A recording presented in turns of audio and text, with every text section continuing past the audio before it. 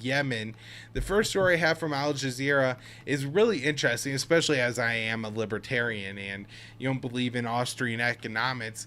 And it says Yemen. The headline is Yemen currency clash deepens crisis in war-torn country. And Yemen is a country that right now has one country or one currency with two different exchange rates. And this is very interesting, as the reason is in 2019 the Houthis, the people in Yemen who control most of the population of the country, I think it's like 80% of the population, they're opposing the US backed Saudi regime change effort in Yemen, right? And so the in 2019 they stopped allowing new bait notes to be taken by people in their held territory. And they said that this was out of inflation concerns because Saudi Arabia was printing a bunch of money and injecting it into the Yemeni economy.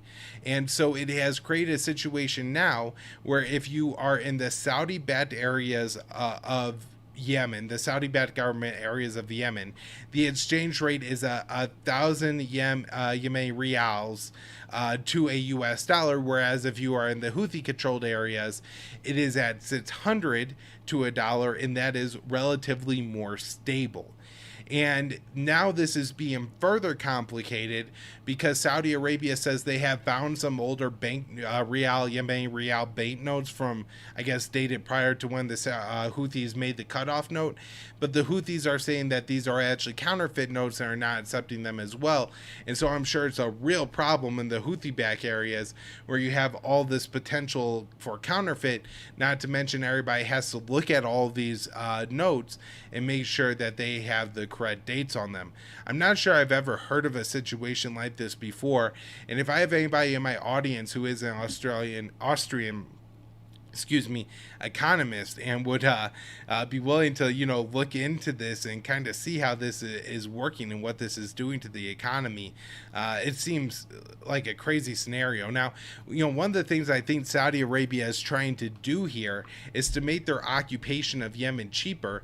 They're printing a whole bunch of new Yemeni currency notes, right, and flooding it into the market, giving it to their people first. And so this is a really dastardly thing and a huge amount of currency manipulation to do. I mean, I would guess like if the US printed a whole bunch of Mexican pesos and started giving them out to the people in Mexico we liked, those people would become extremely rich extremely fast, but would create a lot of inflation for everybody else in the country. And that seems to be what is happening in Yemen. However, the Houthis have found a way to combat that by not taking the new banknotes. However, the amount of counterfeit that has to be going on has to be a major problem in Yemen.